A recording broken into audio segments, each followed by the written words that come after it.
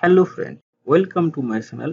আজকে আমরা শিখব যে লেটার ফ্রম ডেমো, অর্থাৎ লেটার ফ্রম ডেমো বলতে বোঝানো হয়েছে বর্তমানে আমরা অনলাইনে অনেক ফর্ম ফিল আপ করে থাকি।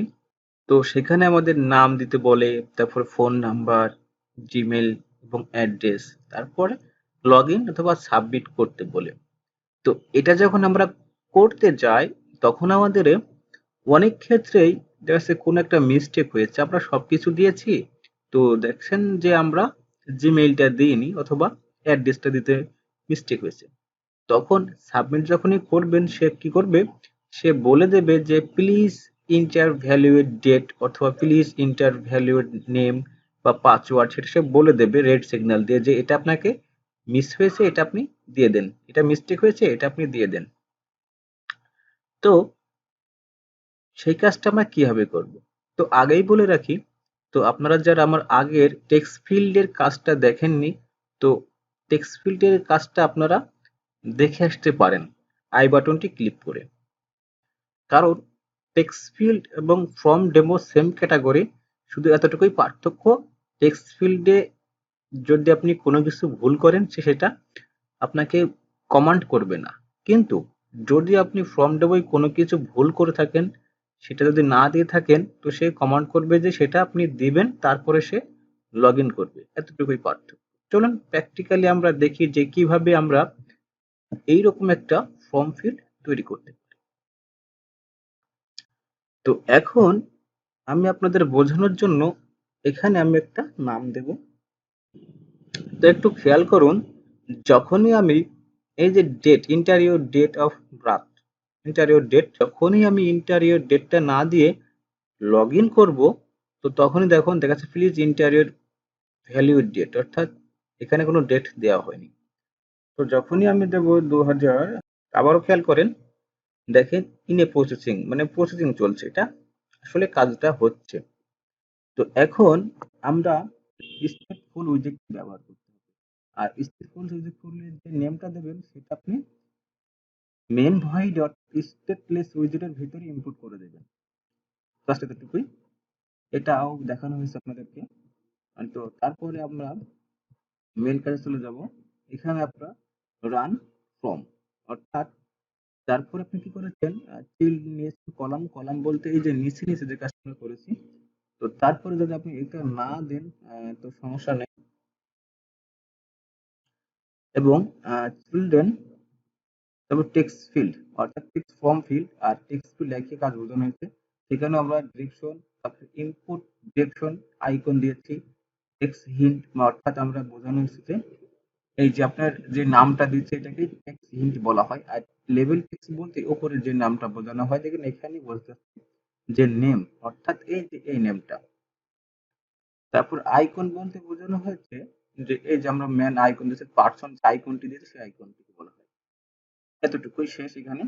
তো এই যে ভ্যালিডেটর ভ্যালু, অর্থাৎ যদি ভ্যালু ইজ এমটি, এটা আপনাকে বোঝার জন্য আপনাকে ডাট করে আসতে হবে।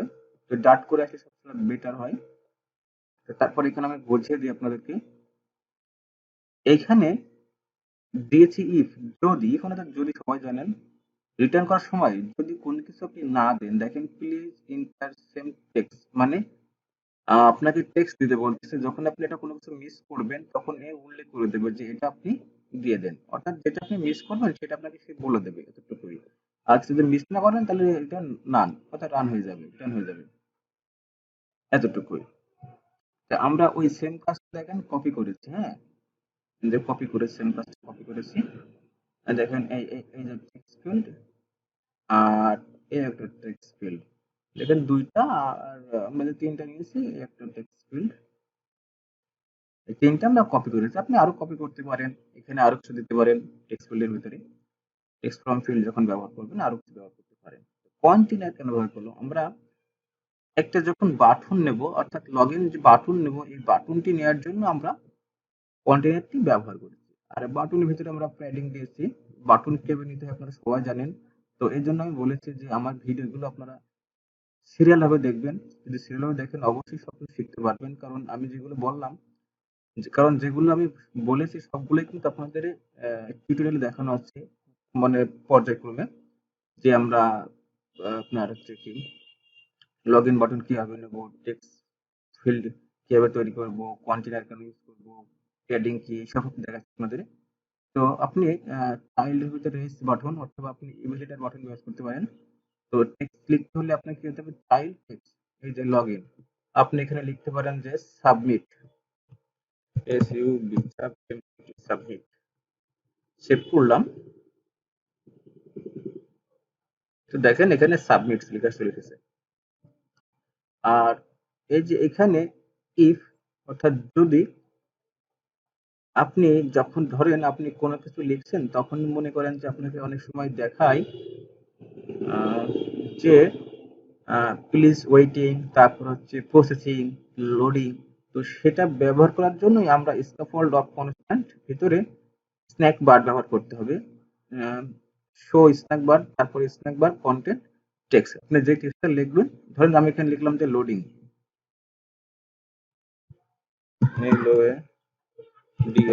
লোডিং। তো দেখেন যখন আমার সবকিছু লেখা কমপ্লিট হয়ে যাবে, তখন যখন আমি সাবমিট করব, তো দেখাবে যে লোডিং। এই লোডিংটা দেখানোর জন্য আমরা এটা ব্যবহার করেছি। তো আশা করি আপনারা সবাই বুঝতে পেরেছেন। তারপরে যদি বুঝতে না পারেন কোথাও, আমাকে আপনি কমেন্ট করে জানাবেন, আমি আপনার কমেন্টের অবশ্যই রিপ্লাই দেব। এবং পরবর্তী টিউটোরিয়াল পাওয়ার জন্য বেল আইকনটি টিপে দেবেন। এবং ভিডিওটি দেখার জন্য থ্যাঙ্কস ফর ওয়াচিং।